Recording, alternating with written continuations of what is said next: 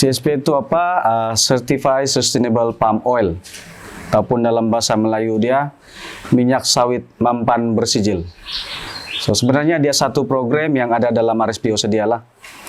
Bila dia pun RSPO ini pun dia campaign lah di seluruh dunia, dan kerajaan negeri kita telah menyahut ini cabaran lah untuk dia bilang marilah kita buat satu Sabah ini 100% RSPO.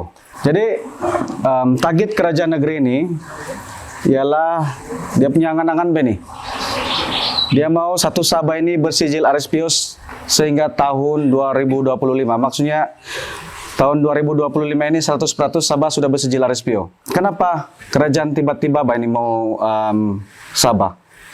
Kenapa dia beriaya mau supaya Sabah ini 100% bersijil RSPO? Yang pertama, kalau kita tengok dari segi sumbangan, negeri Sabah ini kita adalah penyumbang ketiga terbesar. Kalau kita sebuah negara, kita penyumbang ketiga terbesar minyak sawit mentah. Nomor 1 Indonesia sekarang. Yang nomor 2 Malaysia. Pekebun kecil kita saja ada 32.306 pekebun kecil seluruh Sabah. Ini adalah data daripada MPOB lah. Ini antara alasan kenapa kerajaan negeri mau RSPO 100% di Sabah. Dan kita bekerja sama dengan, dia bilang situ serentak, 2 mekanisme pensijilan yang saling melengkapi, yaitu inisiatif Jurisdictional Certified Sustainable Palm Oil (GCSPO). Untuk merealisasikan ini ada satu jawatan kuasa di peringkat negeri lah yang dipanggil sebagai JCC atau Jurisdictional Certification Steering Committee, ataupun komite pemandu untuk pensijilan jurisdiksi untuk Sabah. Satu Sabah saja. Kita tidak pergi Sarawak, kita tidak pergi Tanah Melayu. Ini untuk Sabah saja. Jadi inilah dia punya member-member. Kalau kita tengok, pengurusi dia adalah pengurusi bersama Jabatan Perhutanan dan juga Jabatan Hasil Bumi. Kalau daripada kerajaan kita ada Jabatan Tanah dan Ukur, ada Jabatan Pertanian, ada Jabatan Perlindungan Alam Sekitar. Daripada NGO atau Civil Society kita ada Forever Sabah, Pakostras, WWF, Hutan, Society of Agricultural Scientists Sabah. Oke, dari industri kita ada Hapsing, Kota Sawit Kinabalu, Wild Asia, Wilmar, dan technical advisor kita, penasihat teknikal adalah daripada Technical Advisor on Climate Change to the Chief Minister of Sabah. Dan yang satu lagi itu RSPO sendiri. Di bawah GCSC ini, dia ada bentuk beberapa lagi jawatan kuasa kerja. Salah satunya adalah yang inilah, yang kita panggil sebagai Smallholder Working Group atau Kumpulan Kerja Pekebun Kecil. Atau dalam singkatan dia SWG. So ada beberapa jawatan kuasa lain yang dipanggil sebagai jawatan kuasa ini dipengurusikan oleh Jabatan Tanah sendiri bersama dengan Forever Sabah. Dan ada 7 badan-badan yang di bawah itu termasuk kerajaan, NGO dan juga daripada syarikat lah swasta. So dia ditubuhkan untuk membantu ataupun bekerja sama dengan GCSPO tadi itu untuk meneruskan ini kerja. Selain daripada itu, kita juga menubuh dan melaksanakan kerja-kerja operasi di lapangan lah. Dan seterusnya, kerja-kerja audit dalaman, terutama sekali kepada pekebun kecil lah untuk tim kami ini. CSPO ini wujud hampir selari ataupun hampir bersamaan dengan beberapa program dalam Forever Sabah lah, daripada isu-isu yang telah dilihat. Sebenarnya dia berasal dari Teluk Pitongot juga. So kita ada satu roadmap juga di bawah Smallholder Working Group. Roadmap yang dipanggil sebagai roadmap 2023 hingga 2025. So target apa yang kita mau capai pada tahun 2025 itu kita mau kurang-kurangnya pada tahun 2025 kita dapat melatih 8.500 pekebun kecil. So masih lagi belum sampai setengah kan daripada 32.000. Kita punya target juga untuk mau kasih sijil pekebun kecil pada sehingga tahun 2025 adalah 4.300. So ini bukan single Forever Sabah yang buat. Ini kerjasama dengan Wailasia, WWF juga. So kita banyak bekerja sama dengan, maksudnya satu Sabah ini kita bukan hanya CSPO yang bekerja untuk mensijilkan pekebun kecil. Kita ada banyak organisasi lain yang sebenarnya bekerja untuk membantu mensijilkan pekebun kecil dan juga syarikat-syarikat yang ada kaitan dengan kelapa sawit lah. So ini adalah target dalam roadmap itulah. Yang kelima itu adalah kita punya target sehingga 2025 itu untuk membentuk 100 organisasi ataupun koperasi pekebun kecil di seluruh Sabah. So memang besar lah kan. Tapi setakat ini nanti ada dalam perkongsian seterusnya, kita baru menumbuhkan satu koperasi lah di CSPO punya tim. Jadi 2025 itu kita terpaksa mengejar mungkin dalam kalau campur-campur WWF punya adalah dalam 3 koperasi, mungkin kita perlu mengejar 97 koperasi lagi sehingga 2025. Oke, dan kita juga mau mewujudkan partnership dengan 16 kilang dan juga 180 timbangan lah. Ini adalah banci untuk seluruh Sabah. Yang cita-cita paling besar ini nomor 7 adalah kita mau isu yang berkaitan dengan tanah pekebun kecil ini dapat di-tackle lah, diselesaikan. Tapi kita di lapangan, di CSPO, kita membantu dari segi mapping dan kita share dokumentasi itu dengan jabatan tanah dan ukur untuk dianalisis dan mungkin boleh diproses. Yang ke-8 ini juga yang angan-angan yang agak susah sedikit sebab ada pekebun kecil kita yang menanam sawit dalam hutan simpan atau kawasan-kawasan yang memang tidak boleh disijilkan. Tetapi yang paling tidak boleh disijilkan itu adalah yang dalam gazetan simpan lah. So kalau di Tongod ini boleh dikatakan dalam 20% itu adalah yang menanam sawit dalam hutan simpan sebab dia klaim itu kawasan adalah kawasan tanah hak asasi. Maksudnya tanah nenek moyang dorang yang dulu. Lepas itu di gazet tambah pengetahuan dorang, kemudian dorang bertekad juga untuk mau buka sebab dorang bilang itu kawasan kami. So siapa yang salah, siapa yang betul pun kita tidak tahu selagi tidak keputusan yang muktamad dari kedua-dua pihak. So caranya adalah kalau community itu dapat kasih buktikan melalui dokumentasi yang dorang ada hak sana, mungkin ada harapan lah. Di dalam tim kami ini yang first tuh mestilah Cynthia kan. Lepas tu technical coordinator si Linggit, assistant technical coordinator si Elisna yang paling cantik ini. Kemudian yang project technical coordinator, project technical assistant si Ryan. Tongod Sustainable Palm Oil Project coordinator saya sendirilah. Dan ada field coordinator beberapa orang dan project admin si Esmeralda. Ini field coordinator, Cornwall di bagian Telupin. So kami punya project area sebenarnya yang first pilot district ini adalah 4 nih lah. Yang kita bilang TTBK, Telupin, Tongod, Beluran, Kinabatangan. Ada satu yang potensial juga di Lahadatu. Ada 7 kampung yang akan yang masuk dalam program inilah. Di 4 daerah ini, dalam bancian kita ada 10.000 lebih pekebun kecil. So maksudnya 10.000 ini tidak semestinya semua boleh disijilkan lah. Dia masih lagi satu kuantiti yang bukan bersijil. Tapi ini sebenarnya registered under MPOB, dorang punya lesen MPOB. Tapi dalam pengalaman kami, walaupun dia ada lesen MPOB, dia masih tidak boleh disijilkan. Sebab status tanah itu, lokasi tanah dia itu di kawasan hutan simpan lah. So itu memang tidak dapat. Kampung perintis itu ada 20 yang pertama. Kemudian kita expand pergi 15 lah, 20 lah bahkan. Sebab Tongod pun expand juga 5 akan datang. So 20 lah. Jadi 20 campur 20 kita ada 40 kampung setakat inilah. Kejayaan setakat ini kita telah engage dengan pekebun kecil seramai 2.214 sejak dari mula sampai sekarang lah. di 30 kampung di Telupit, Tongo dan Beluran, Kinabatangan, di Titibike. Untuk kampung pertama itu, yang 20 kampung itu kita telah menubuhkan 20 komite kampung. So, penubuhan dia, kampung sendiri yang pilih siapa pengurusi dia, macam biasalah kan. Kita tidak masuk campur dalam pemilihan itulah. Kita cuma bagi tahu apa kriteria, kemudian orang pilih sendiri. So, dan seterusnya kita ada satu community kooperatif ataupun koperasi di Kinabatangan. Ini sedang dalam proses,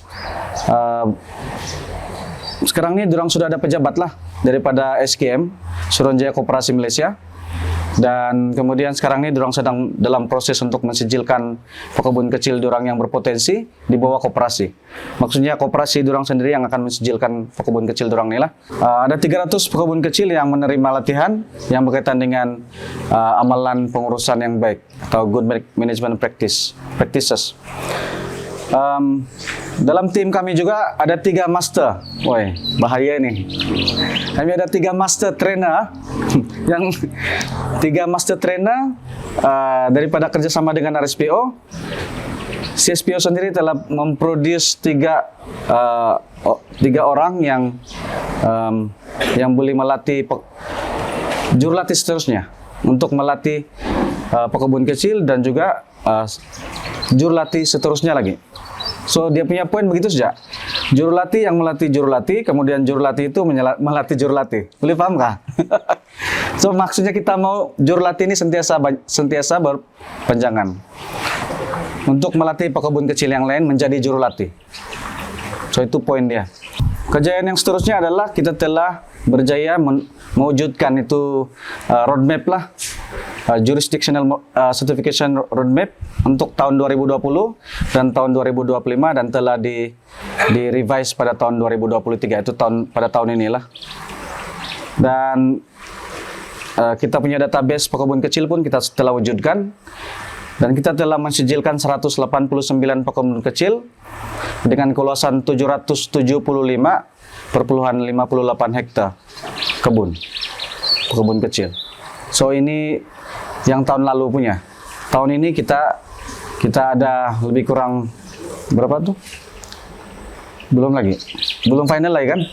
Tapi kalau Tongo kita agak-agak dalam 72 yang pekebun kecil yang boleh bersijil untuk tahun ini lah. So, harap-harap boleh tembus semua. Memang agak susah sebab bila kita tengok, bila kita buat pendaftaran, semua ada komando cantik. Tapi bila kita pergi lapangan, itu adalah final penapisan lah. Bila pergi lapangan baru tahu, dorang tidak dapat disijilkan. So, terutama sekali kita tidak pilih lah, bukan bilang geran tidak masalah. Bila kita tengok geran dia, berlapis dengan geran orang lain. Itu ganjil juga. Bila kita mau buat map dalam geran orang lain. Tapi masa kita register orang tidak kasih tahu pun begitu. Sudah sampai ke tahap mapping, kemudian kita sudah buat map orang, baru kita tahu tanah dia itu ada isu. Isu-isu yang biasalah. Yang pertama itu yang isu tanah. Kedua adalah yang berkaitan dengan amalan pengurusan yang baik. Yang ketiga, bibit-bibit yang berkualiti. Yang keempat, itu access to market lah. Maksudnya tempat menjual tuh. Ada kawasan yang senang menjual, tapi ada kawasan yang terpaksa sudahlah dia sikut lagi beberapa kilometer, kemudian naik perahu, lepas itu travel lagi perahu itu berjam-jam untuk sampai timbangan itu. Lepas sana sampai di daratan yang dekat timbangan itu kasih naik kereta lagi baru sampai di timbangan. So, sekali tengok dia punya pendapatan kan setengah pun boleh ada. Daripada 500 kos tambang boleh jadi 250 contoh. Oke. Jadi satu yang saya bilang koperasi yang telah ditubuhkan Anda kami itu di bawah kami adalah yang inilah, Koperasi Perintis Pekebun Kecil Sawit Lamak Berhad. Ini di Kinabatangan, dia digabungkan dengan 5 kampung perintis yang di Kinabatangan tuh. So, diorang memilih untuk bersijil, untuk menumbuhkan koperasi dan mau mensijilkan pekebun kecil diorang di bawah koperasi diorang. So, untuk TTB, Tongod, Telupi, dan Buluran, kita punya pekebun kecil memilih untuk bersijil di bawah skim Wailasia. So, maksudnya masa kita mula-mula mau mensijilkan diorang, kita bagi 2 pilihan. Sebab kita ada 2 pilihan sebenarnya.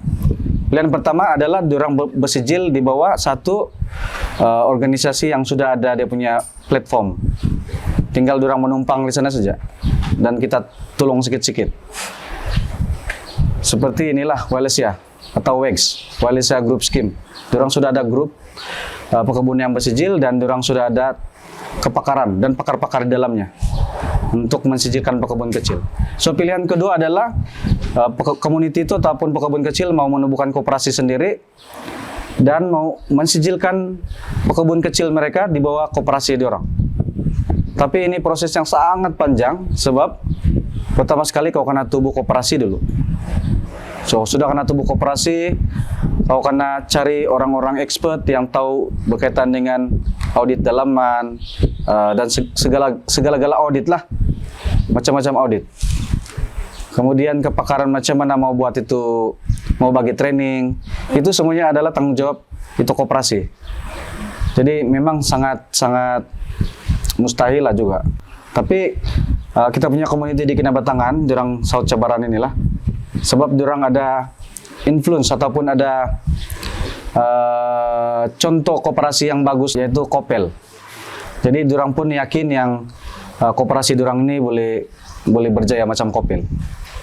So, dan kita punya orang kuat di sana, si Zulfikar lah, Muhammad Zulfikar, yang banyak membantu. So, setakat ini koperasi ini sudah berdaftar dengan bantuan, dengan bimbingan Suruhanjaya Koperasi Malaysia, Cawangan Sentakan, dan juga Freva Sabah sendirilah. Kalau ikut orang punya pendaftaran terkini, ada 77 yang berpotensi untuk melalui pensijilan RSPO tahun ini. Yang 56 smallholder ini yang register sebagai member koperasi setakat inilah. Jadi yang 77 ini potential smallholder yang akan jadi potential member. Oke, satu lagi inisiatif di bawah program kami lah, Tongod Sustainable Palm Oil Initiative. So, kenapa Tongod? Tongod ini TSPO ini ataupun TSPO kami panggil, kita mau buat satu sub jurisdiksi. Kita mau buat satu sub yang seakan-akan GCC lah untuk dalam skala kecil. So, kita pilih Tongod. Kenapa Tongod? Sebab Tongod ini kalau ikut data daerah yang termiskin di Malaysia. Yang kedua, pekebun kecil Tongod ini saya rasa kalau banding dengan daerah lain, pekebun kecil Tongod yang menanam sawit lebih banyak daripada daerah-daerah lain lah. Yang kamu nampak macam di Ladatu itu banyak juga sawit, tapi kebanyakannya bukan pekebun kecil. Oke, dan kalau kita tengok di sini, Tongod ini ada 48 kampung, tapi bukan semua penanam sawit juga. Sebab isu dia ada kampung-kampung yang betul-betul jauh daripada jalan. Jadi orang tidak dapat tanam sawit sebab isu yang sama macam di Balat itu. Satu kali tanam, satu kali jual mungkin orang dapat tinggal separuh lagi. Ataupun tiada yang sanggup pergi jual dengan keadaan jalan yang teruk lah. Ada yang ikut sungai lagi. So, termasuk Kuamut lah. Kuamut, kalau ada yang biasa pernah pergi Kuamut ada jalan darat tapi memang bukan alang-alang punya kereta kalau mau ikut situ, terpaksa ikut jalan sungai.